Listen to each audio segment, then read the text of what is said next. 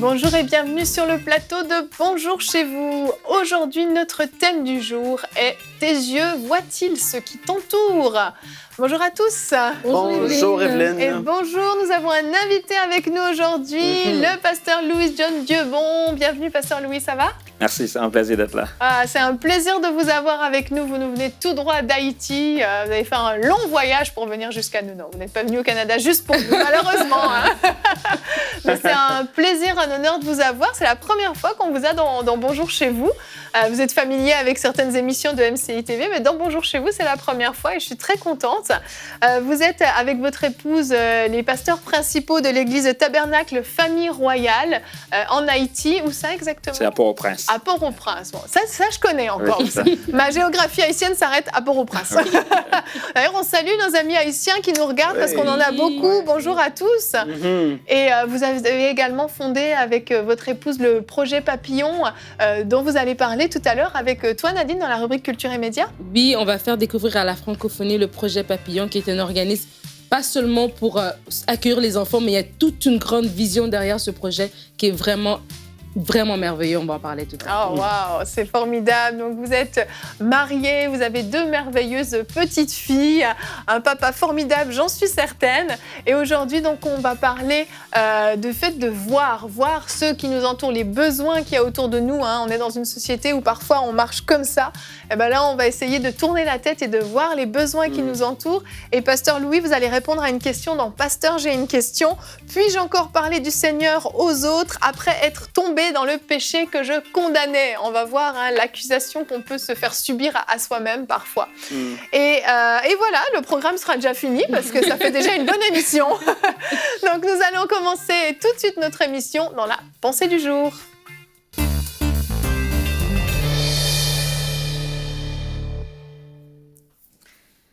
Bonjour, j'ai une très bonne pensée à partager avec vous aujourd'hui qui va interpeller beaucoup au travers le monde. C'est comment il est important d'être attentif et d'être vigilant, avoir les yeux ouverts pour découvrir les besoins et comment être la réponse de Dieu par rapport à ces besoins-là. Et je commencerai avec un témoignage, avec une histoire très fascinante. L'un de mes collègues voyageait à Toronto une fois. Et pendant qu'il était dans l'avion, il a entendu un cri, le cri d'un bébé qui pleurait extrêmement fort dans l'avion. Il a creusé l'avion pendant un bon bout de temps, voulait trouver ce bébé qui pleurait. Il n'a vu personne.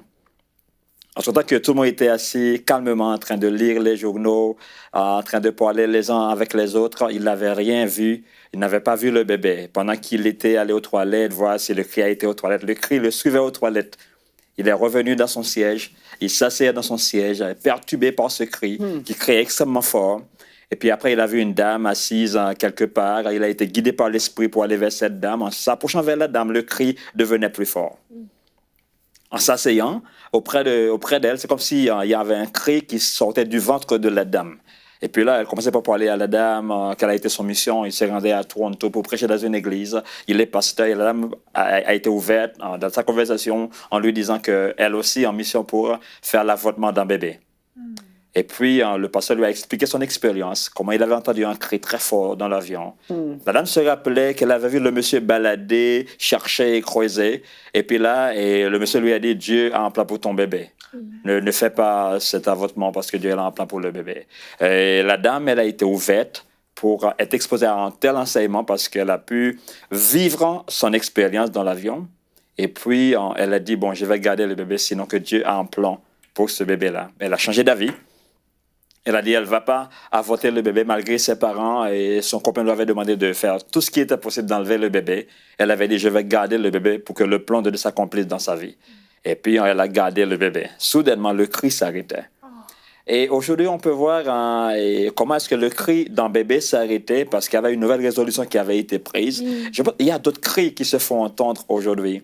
Il y a beaucoup de projets qui vont être avortés parce que quelqu'un n'a pas été attentif, quelqu'un avait fermé ses yeux et ses oreilles, quelqu'un n'a pas été ouvert à l'Esprit de Dieu, quelqu'un n'a pas été prêt pour être la voix et la réponse de Dieu sur la terre. Et j'aimerais vraiment encourager chacun d'entre vous qui me regarde actuellement d'être attentif parce que l'homme a été toujours la solution de Dieu pour quel que soit le problème. Quand Dieu entend un cri, il va amener ce cri-là dans les oreilles de quelqu'un pour qu'il réponde à cette responsabilité, et à cette mission. Il y a bien de cris qui se faisaient entendre sous l'Ancien Testament. Dieu n'avait pas répondu directement, il passait par des hommes. Quand le cri des murailles de Jérusalem avait été monté dans ses oreilles, il a amené le cri dans les oreilles de Néhémie. Et le cri pour la reconstruction du temple de Jérusalem, Dieu il a amené le cri dans les oreilles d'un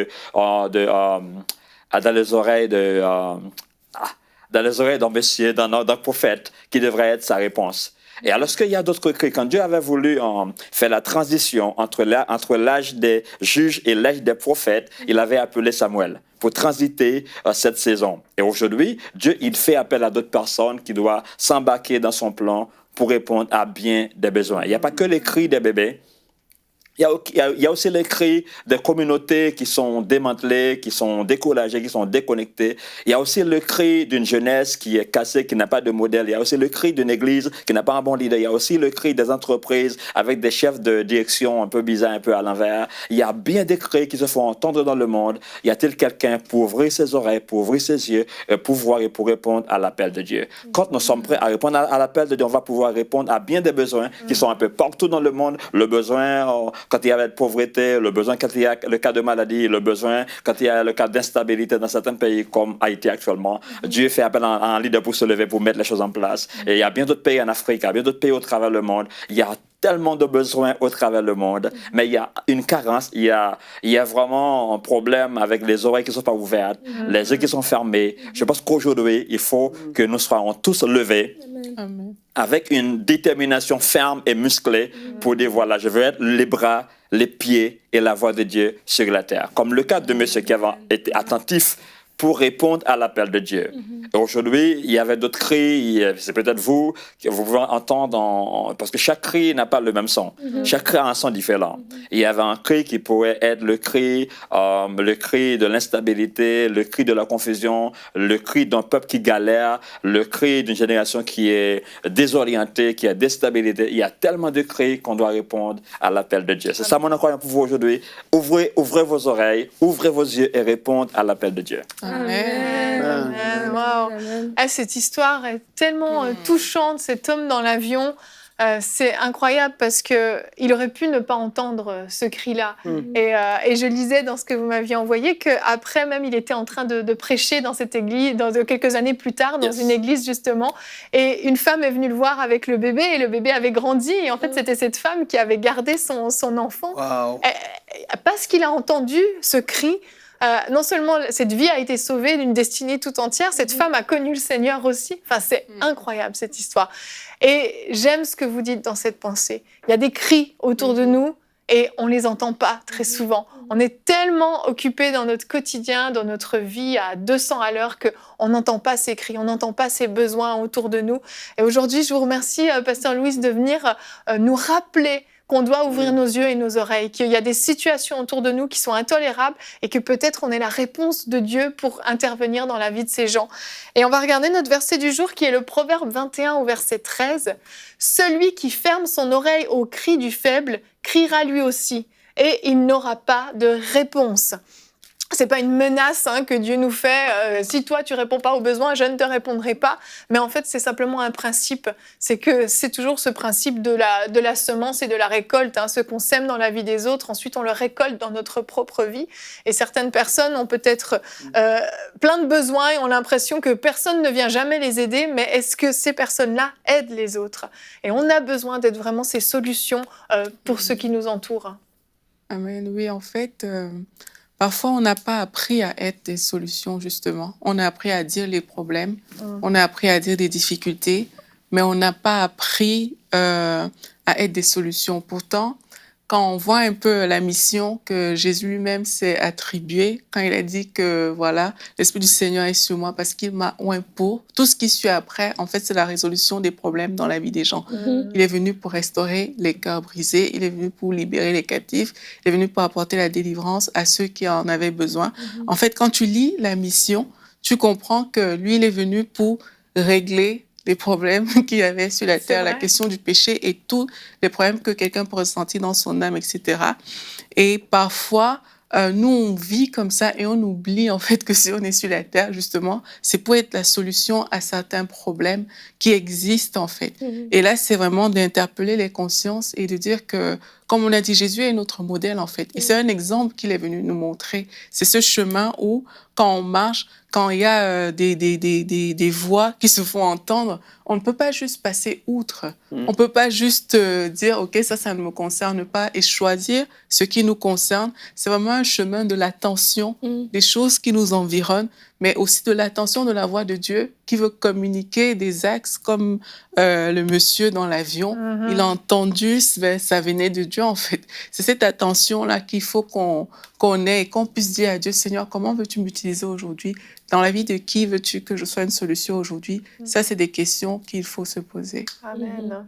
Et j'aimerais même rajouter que quand pourquoi des fois on ne voit pas, des fois on voit, ou des fois on entend un peu comme le cas de Néhémie, et on se mobilise, mais des fois on veut prendre des choses par nos propres forces. Comme je pense par exemple à Moïse qui a entendu le cri de ses frères hébreux et qui a pris les choses par lui-même et il a tué l'Égyptien. Et des fois, c'est quand on se rend compte que non, on ne peut pas aller par nos propres forces. Si Dieu nous a fait entendre ce cri-là, Dieu nous a donné cette sensibilité par rapport à quelque chose de spécifique, Dieu aussi va nous donner la manière de comment procéder parce que c'est lui qui fait en fait. Le pasteur a dit que Dieu veut seulement des hommes pour utiliser. Il a besoin de notre obéissance. Ce n'est pas des anges qui vont descendre. Il a besoin d'utiliser des gens. Et je crois que des fois, on dit, il y a trop de choses à faire, c'est trop grand, je ne peux pas. Mais peut-être c'est juste faire un petit truc simple, de prendre quelque chose vraiment de très simple, de commencer petit et au fur et à mesure que tu grandis dans la vision, Dieu rajoute des partenaires et là, ça devient une grosse œuvre. Mais ne pas se dire, faut d'abord que j'ai toute la structure, les ordinateurs, les bureaux et tout, avant de lancer. Commence par lancer, sois obéissant et on le voit dans le cas de plusieurs œuvres qu'on a déjà présentées ici dans Bonjour chez vous, qui ont commencé par une dame, un monsieur, qui a eu une pensée, qui a entendu le cri un peu comme le projet Papillon et qui se dit, OK, je me lance et au fur et à mesure, Dieu rajoute et après, ça prend de l'ampleur en fait. C'est vrai. Pasteur Louis, il y a souvent des gens qui vont passer à côté d'opportunités à cause des hésitations. Ils hésitent, ils voient le besoin, mais est-ce que vraiment... Et comment on peut faire pour régler ce problème d'hésitation en fait?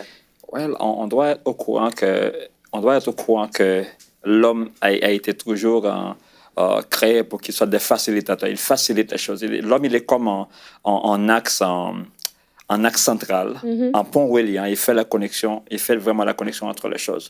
Bien des fois, en tant que nouvelle création ou en tant que chrétien, on pense qu'on a eu des besoins, on veut que Dieu nous entende, on veut que Dieu nous exauce. Ça comprendre que Dieu, il veut que nous l'entendions aussi. C'est vrai. Amen. Il veut que nous l'exaucions aussi. Donc, il n'y a pas que moi qui ai des besoins. Dieu aussi, il a aussi des besoins. Et c'est ça une relation. Dans une relation, il y a un échange. Il y a vraiment un échange bilatéral. C'est pas unilatéral. Il n'y a pas que oh, Dieu, délivre-moi, sauve-moi, entends mon cri, je suis malade. Dieu, il a aussi des cris, comme je viens de dire dans la pensée. Dieu, il a amené le cri dans le cœur d'Esdras pour le temple de Jérusalem. Oui, c'est Esdras. Et pour le cas de Paul, Dieu pourrait guérir Paul après l'avoir frappé sur l'ordre de Damas. Dieu, il est puissant, il est extraordinaire, il pourrait le guérir sur place, mais Dieu, il est allé vers Ananias, qui pourrait être sa voix, qui pourrait répondre à l'appel de Dieu. Alors, je pense qu'on doit vivre avec cette mentalité de croire que nous sommes dans une relation. On n'est pas là comme des mendiants et comme des gens qui ont des besoins, mais nous sommes dans une relation. On a un rôle à jouer. Dieu a besoin de nous, comme nous avons aussi besoin de Dieu. Donc, c'est avoir une nouvelle compréhension sur les choses et aussi de vouloir être actif. Dans une relation, il y a vraiment l'action des deux parties. Ça ramène un peu de vie dans la relation. C'est vrai. Ce qui est nécessaire. Mais il y a un des plus gros ennemis par rapport à ce qu'on parle aujourd'hui, c'est la familiarité avec notre entourage. Parce que tu vois, Pierre et Jean, ils allaient au temple et à chaque semaine, il y avait ce monsieur qui était là, le mendiant. Mais soudainement, Pierre et Jean ont saisi que là, maintenant, ils étaient revêtus de puissance et qu'ils avaient quelque chose à donner. Tu vois ce que je veux dire? Et puis avant, tout le monde passe à côté. Oui. Mais là, ce jour-là, ils ont dit, non, on a quelque chose à lui donner. Ils étaient conscients de ce qu'ils avaient reçu de Dieu. Et c'est pour chacun de nous. Il y a beaucoup de personnes, comme vous, pasteur, je suis certain que vous avez besoin de toutes sortes de personnes pour pouvoir accomplir le projet Papillon et autre chose que vous faites. Dans l'Église locale, on sait qu'on a besoin de toutes sortes de personnes qui ont reçu des dons et des talents et qui saisissent qu'ils ont reçu quelque chose quelque chose et qui vont dire, je vais m'appliquer maintenant parce que j'ai reçu quelque chose de la part de Dieu. Parce que souvent, on va passer à côté des gens et aujourd'hui, ici où on est en Amérique du Nord, on marche et on voit rien. On pense à notre petite vie et puis lui qui est sur le bord du coin de la rue ou quoi que ce soit, on est habitué de le voir et puis on n'est plus touché du tout parce qu'il y a la familiarité qui est là. Et quelqu'un d'autre va le faire. Mais en fait, des fois, on oublie ce qu'on a reçu et on oublie trop souvent le mandat que Dieu a placé sur notre vie. Et moi, ça me parle beaucoup parce que partout où on va, il y a des besoins. Ça, c'est clair. On ne peut pas répondre aux besoins du monde entier. Mais Dieu va nous parler par rapport à certaines choses. Et là, on doit agir. Parce que ce que Pasteur Louis a dit, c'est vraiment ça. C'est Dieu va dire, moi aussi, j'ai un cri. Je t'aide, mais toi aussi, aide-moi. Tu es mes mains, mes pieds. Même pour EMCI, on est en campagne de dons. Ben justement, Dieu a besoin de son peuple de se lever pour EMCI. Puis Dieu a besoin de son peuple qui se lève pour toutes sortes de raisons, en fait. Puis c'est important de répondre à ça. Amen. C'est vrai que souvent, en fait, on se laisse décourager par l'ampleur du travail. Il y a tellement de besoins. Il y a tellement de choses, il y a tellement de personnes. Moi, je ne peux pas aider tout le monde. Alors finalement, on dit, comme je ne peux pas aider tout le monde, j'aide personne. Et c'est en fait une fausse excuse. Parce que si on prend le temps de s'arrêter pour une personne, cette femme dans l'avion, c'était une personne. Il y avait, dans cet avion, il y avait des dizaines de personnes qui avaient des besoins. Oui. Mais cette personne-là, ça a sauvé 2 vies. Et puis ensuite, cette femme, elle a impacté la vie de certainement beaucoup d'autres personnes, peut-être dans sa famille, elle a amené l'évangile, on ne sait pas tout ce qui s'est passé. Donc en aidant une personne, finalement, il y a comme une explosion qui se passe autour de cette personne et il y a une multiplication des fruits, exactement. Et c'est extraordinaire. Donc si on se cherche des excuses, c'est facile de dire oui, mais je ne sais pas, moi j'ai vécu en région parisienne, des sans-abri, il y en avait effectivement à tous les coins de rue, dans tous les métros, etc. Il y avait... Puis on peut se dire, de toute façon, qu'est-ce que ça change? Un jour, je me souviens, il y en avait un, je le voyais tous les jours à cet arrêt de métro. Tous les matins, j'allais au travail, je le voyais. Je commençais à travailler dans mon cœur pour cet homme-là. Et j'ai décidé de m'arrêter. J'ai décidé de lui donner des tickets resto que j'avais pour qu'il puisse aller se nourrir. Je lui ai donné un évangile. Et régulièrement, je passais à côté de lui, j'allais le voir, je lui donnais une parole d'encouragement, je me renseignais s'il avait des besoins et tout. C'était juste une personne parmi toutes ces centaines. Mais de le faire, je savais que ça comptait, je savais que ça avait une importance. Est-ce que j'ai vu les fruits d'une nouvelle naissance? Non, pas forcément. Mais j'ai semé dans sa vie. Oui. Et ça vaut la peine de s'arrêter même pour une personne, juste prendre le temps de le faire parce qu'on n'a aucune idée de l'impact que ça peut avoir. Oui, tout à fait. Tout à fait. Et le pasteur va même nous parler de son projet tout à l'heure. Mais déjà là, tu vois, je me dis, il a répondu à un cri, dans le sens où il a son appel pastoral, mais au-delà de ça, il répond encore à un besoin auquel Dieu l'a appelé. Et vraiment de dire aux gens, peut-être tu es une mère de famille, tu as déjà répondu à un certain appel, tu fais déjà, mais il y a plus encore. Il y a plus encore à faire. Et que ce soit pour des responsables d'église, que ce soit des ministères, mais même des familles, des personnes ordinaires. Et là encore, Franck parlait de la campagne de dons, c'est encore une façon de répondre. C'est encore une façon de répondre au cri, de dire, OK, peut-être quelqu'un regarde, dit, moi je suis une personne âgée, j'ai 70 ans, peut-être que je suis en maison de retraite, j'ai plus la vigueur d'aller dans la rue, mais vous avez la vigueur de contribuer avec un petit quelque chose qui va aider à déjà exposer. Déjà, on va parler du projet Papillon tout à l'heure, mais il y a des gens qui nous écoutent, qui sont en Haïti, qui n'étaient pas au courant de ce projet, qui vont écouter cela et qui vont, eux, aussi répondre à des cris. Donc, il y a comme une espèce d'effet domino, mais ça prend le premier domino qui va tomber, qui va faire tomber les autres. Effectivement, c'est vrai. Et Pasteur Louis, dans votre pensée du jour, vous parliez du Saint-Esprit, de cette importance d'avoir une communion avec le Saint-Esprit. Il faut être à l'écoute du Saint-Esprit pour pouvoir répondre à ces cris, j'imagine. Oui, malheureusement, aujourd'hui, on entend moins parler du Saint-Esprit. Et on voit que l'homme a cette tendance, quand Dieu avait voulu pour aller aux enfants d'Israël, ils ont peur de Dieu. Ils ont dit à Dieu, pour aller à Moïse, pour non. C'est vrai. Ils ne voulaient pas Dieu. Ouais. Alors que Dieu est venu en Jésus, son Fils, sous la nouvelle alliance, les gens voulaient le Père. Les gens ne voulaient pas Jésus. C'est vrai. Et Jésus, il est monté, il est allé au ciel, il envoie le Saint-Esprit. Maintenant, donne-moi Jésus. On veut pas le Saint-Esprit. Et l'homme a toujours cette tendance d'avoir peur de la présence de Dieu. Et voilà pourquoi je comprends bien pourquoi Dieu a dit, la Bible dit, si on pêche contre Dieu, on sera pardonné. Contre le Fils, on sera pardonné. Mais contre le Saint-Esprit, on ne sera pas pardonné. Pourquoi? Dieu n'a pas d'autres personnes à envoyer. Il n'y a que toi de la Trinité. Donc, nous sommes vraiment sous le règne du Saint-Esprit. Il faut qu'on développe un lien très fort avec le Saint-Esprit chaque jour. On doit le reconnaître, on doit le notifier. On doit travailler avec lui chaque jour parce que c'est le guide, c'est lui qui nous dirige chaque jour. À travers les besoins, à travers les situations, il faut qu'on soit connecté avec le Saint-Esprit. C'est vraiment impératif. Amen. Amen. Moi, je veux aussi encourager les gens dans ce sens, vraiment à demander à Dieu, en fait. Parce que le cœur de Dieu, c'est pour tout le monde, en fait. Et le cœur de Dieu est pour ces causes, parfois qu'on ne voit pas. Et demander à Dieu vraiment d'ouvrir nos yeux juste pour qu'on voit. Parce que parfois, c'est pas qu'on ne veut pas, c'est juste que, voilà, on n'a pas été habitué à ces choses-là, en fait. Donc, vraiment, demander à Dieu d'ouvrir le cœur, d'ouvrir les yeux. Et je crois vraiment que ça, c'est des prières que Dieu exauce vraiment facilement. Mais Dieu exauce les prières de toute façon, mais c'est des prières vraiment, Oui. quand on fait à Dieu, Oui, c'est clair. on le voit là. Oui. Là, tu vas voir quelqu'un comme ça qui va passer devant toi. Dans ton cœur, tu sauras, voici cette personne. C'est ça. C'est aussi pour éviter, parce que le pasteur parlait de la communion avec le Saint-Esprit, c'est aussi pour éviter qu'on embrasse plusieurs causes à gauche, à droite, comme ça, et qu'on se fatigue au C'est final. vrai, c'est vrai. Parce que c'était peut-être pas ça ce cri que tu devais entendre. C'était le cri qui est peut-être prononcé ailleurs, mais il y a un cri pour chacun de C'est nous, vrai. par contre. Et vraiment, qu'on prend le temps de communier avec l'Esprit de Dieu comme ça. Mais le Saint-Esprit va nous diriger dans la précision. Et là, quand tu vas aller vers cette personne, comme le monsieur, il est allé vers cette femme, c'était quelque chose de précis. C'était pas un coup tiré au hasard. Non, c'est C'était vrai. vraiment précis. Mm. Et vraiment, dans la communion avec le Saint-Esprit, on retrouve cette précision-là. Et on est même sûr, quand on a le cahier de charge à l'avance, on a cette certitude que, OK, ce que je fais, c'est vraiment la bonne chose à faire pour ce moment. Ouais, c'est clair, Dieu a préparé le terrain, en fait, quand il nous fait entendre ce cri. Ça me fait penser à une histoire, avant qu'on passe à la question, Pasteur Louise. J'ai entendu un jour une histoire d'un homme qui était sur une place publique, entouré d'une foule de personnes. Vous voyez, les places publiques, il y a beaucoup de monde, beaucoup. Et vraiment, le Saint-Esprit lui dit « Crie, je t'aime ». Et il dit Seigneur, je vais pas faire ça, c'est vraiment bizarre et tout, mais c'est tellement fort en lui que la pression est trop forte, il le fait. Et là, il crie de toutes ses forces, je t'aime.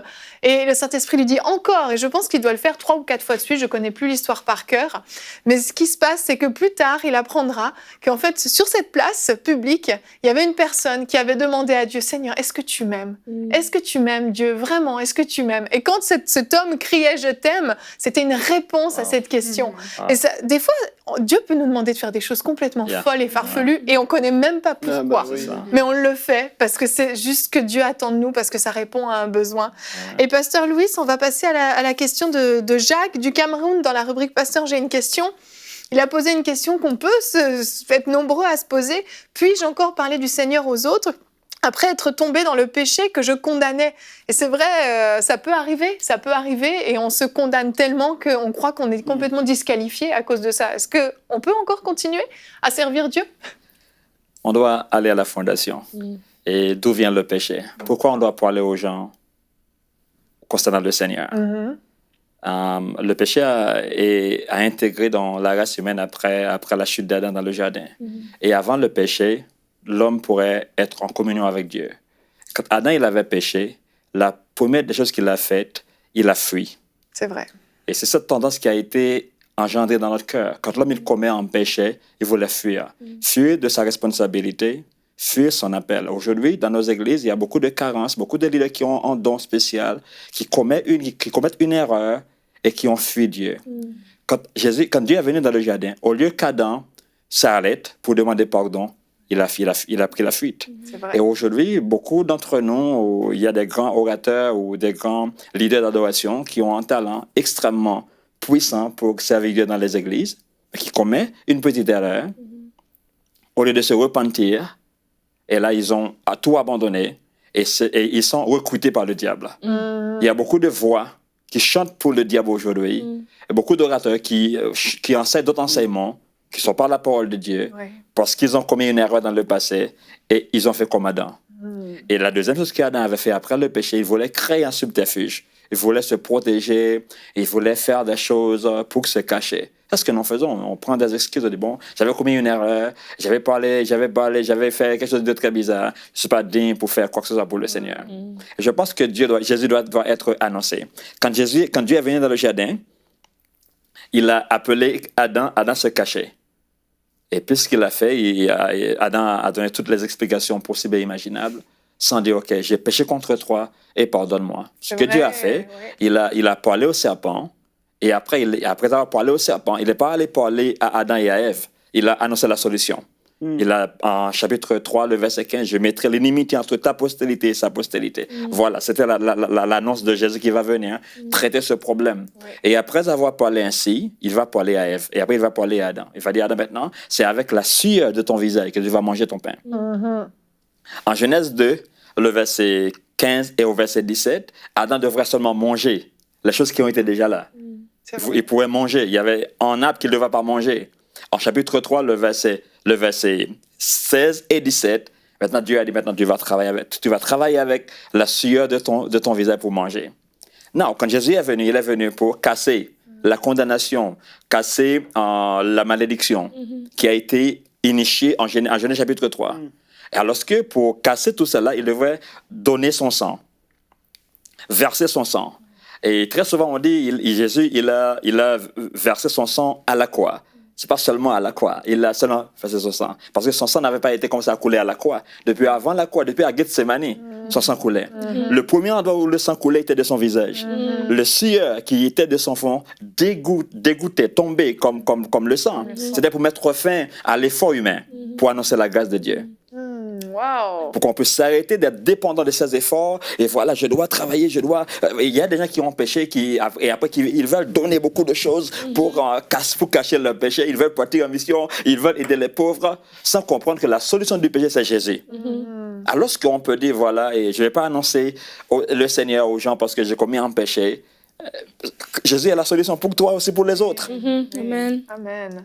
Il est la solution. C'est comme si là, il y a un médicament qui est tellement efficace qui peut traiter tous les maux. Et puis là, on est malade, on ne le prend pas. On dit, bon, je ne le prends pas, je ne l'annonce pas aux autres, je le cache. C'est vrai. Et puis là, ça pourrait guérir les gens. Je pense en annonçant le médicament, en parlant de ce médicament-là, ça renouvelle ta conscience, ça crée quelque chose en toi.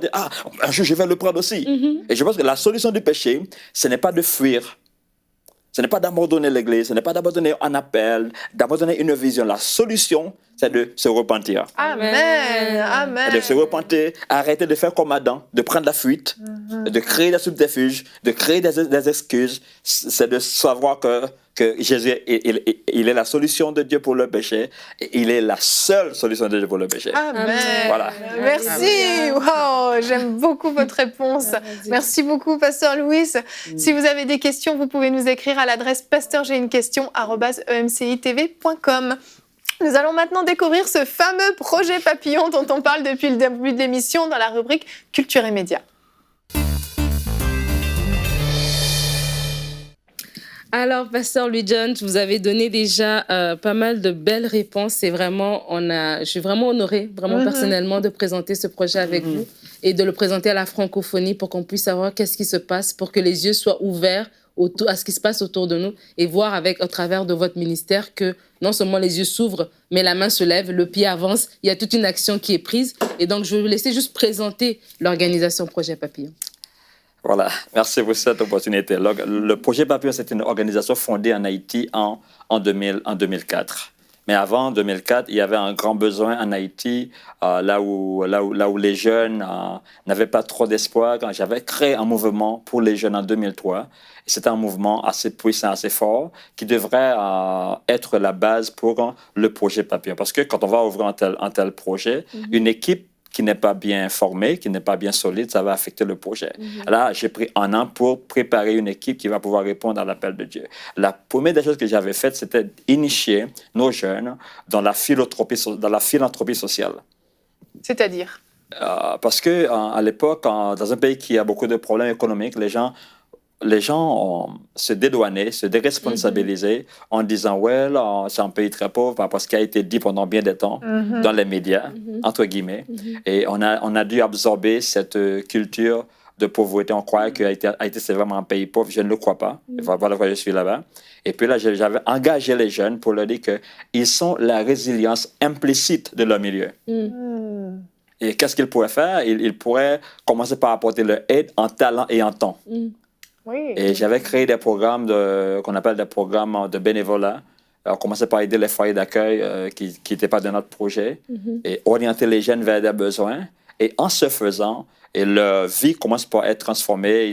Certains pouvaient aller à l'université et trouver des moyens pour aller à l'université. Et puis là, on avait préparé la base pour le projet Papillon en 2004. Mais la vision a été de pouvoir casser tout ce qui a été déjà là, en étant témoin de la férocité, la brutalité, le manque de respect pour l'être humain, la première ressource d'un pays qui est le capital humain n'avait pas été considéré. Je me suis dit, comment est-ce qu'un peuple va faire la différence s'il ne voit pas? Et tout ce qu'il voit, il va le produire. Et en fait, il y a une pensée qui est fondamentale, et l'homme, il est dépendant de ce qu'il voit et de ce qu'il entend. Parce que la chose vue se dirige vers l'imagination. Et les choses entendues se dirigent vers la mémoire.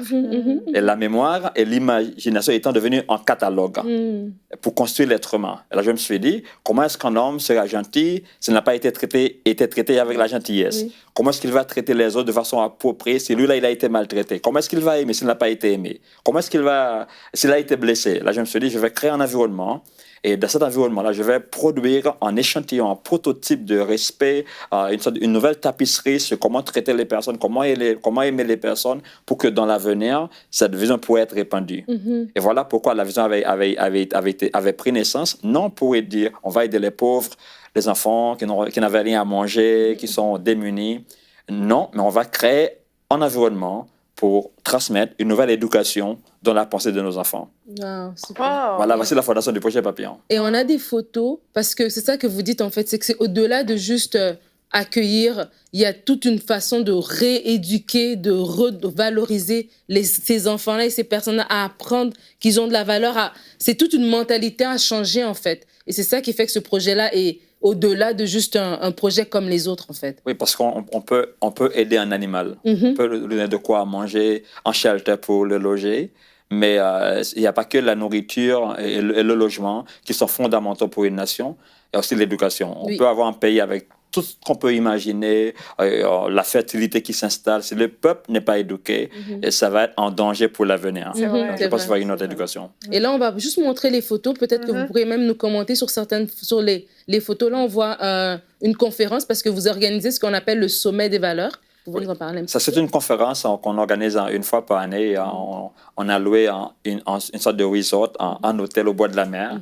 Et là, on a mobilisé l'Église. Le problème qu'il y a en Haïti, les gens ne voient pas. Les gens ne voyagent pas.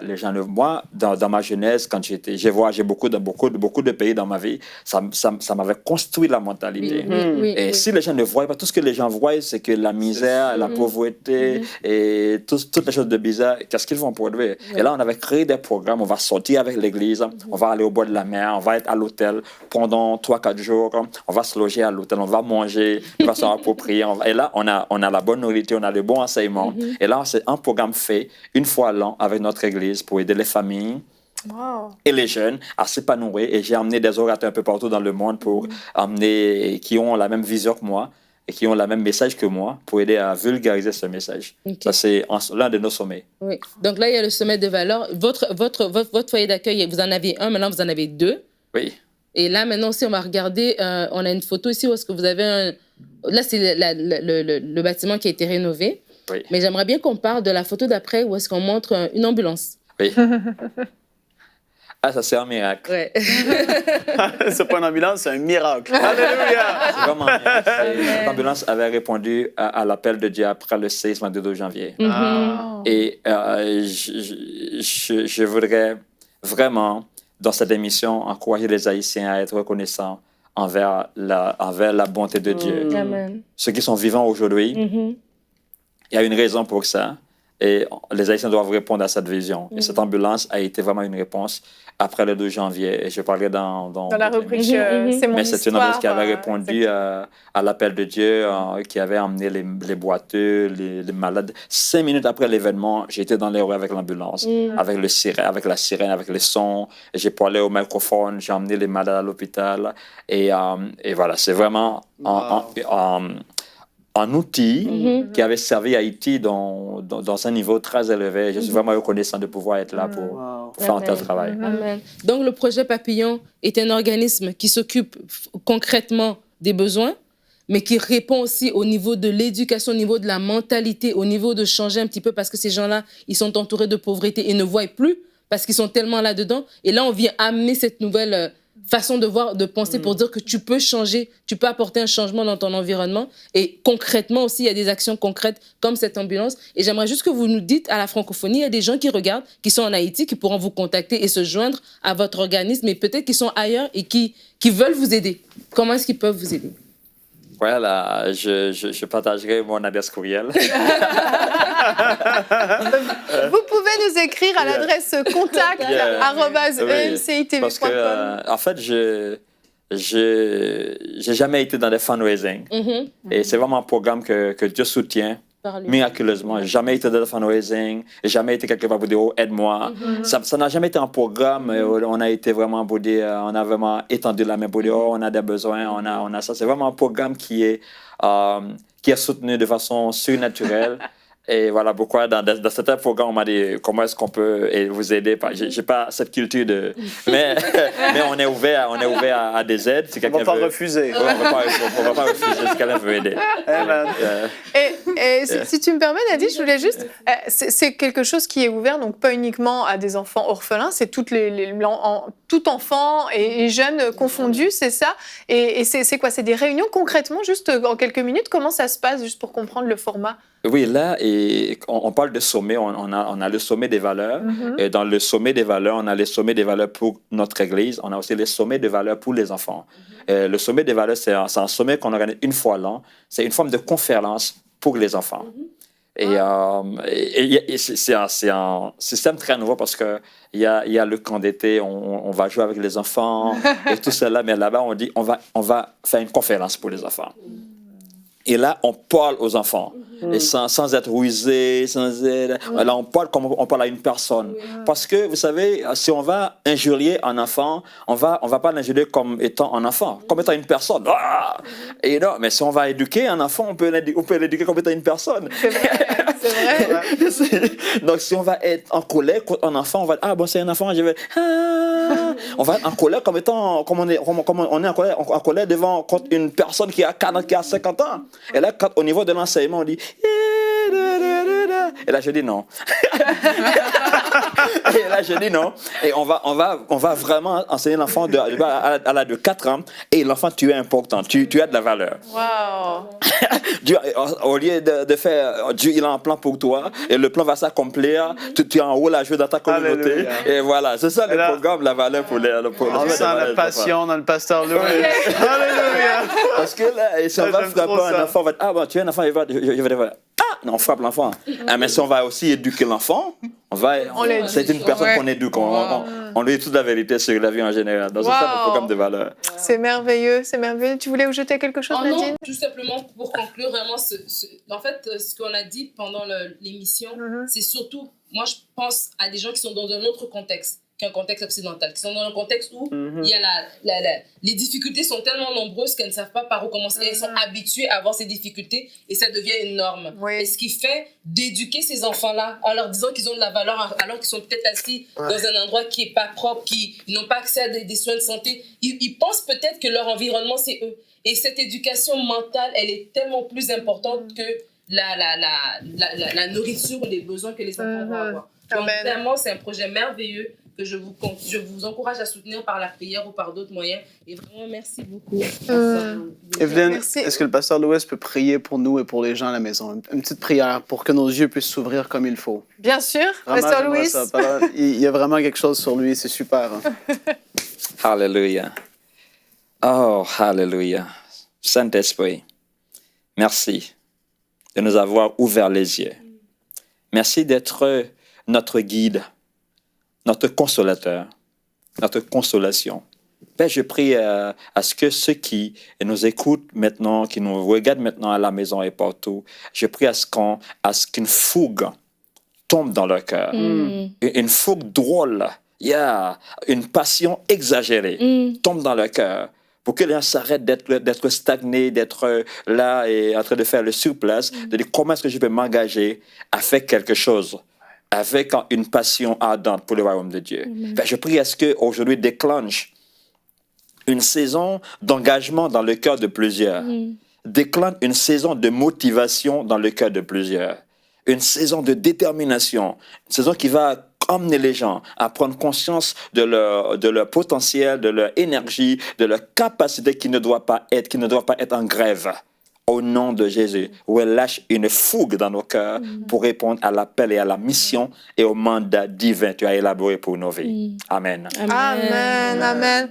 Merci de tout cœur, Pasteur Louis. Merci pour les fruits que vous portez en Haïti. Merci d'être venu allumer une flamme sur ce plateau et dans la maison de tous ceux qui nous écoutent. Nos yeux, nos oreilles sont ouvertes et on vous souhaite un très, très bon retour dans votre pays en Haïti et longue vie au projet Papillon. Vraiment, vraiment, vraiment que ça va porter beaucoup, beaucoup de fruits. Nous allons nous retrouver demain. Nous allons parler du deuil. Comment se relever après un deuil. Et nous aurons la rubrique « C'est mon histoire » avec Louis Radja, le fils du pasteur Dorothée Radja, qui est venu nous partager comment Dieu l'a consolé surnaturellement du décès de son père il y a maintenant plusieurs années. Donc ne manquez pas l'émission de demain et je vous invite à la recommander si vous connaissez des personnes qui traversent un deuil et qui n'arrivent pas à s'en sortir. Dieu a une solution. Merci à vous de nous avoir suivis et bonjour chez vous. Notre campagne de dons continue. Vous pouvez dès maintenant devenir partenaire pour seulement 35 € par mois pour cette belle œuvre qu'est EMCI TV. Dieu vous voit et n'oublie pas votre générosité. Dès maintenant, donnons pour faire entrer EMCI dans une nouvelle saison. Pour faire votre don, rendez-vous sur emcitv.com/8000.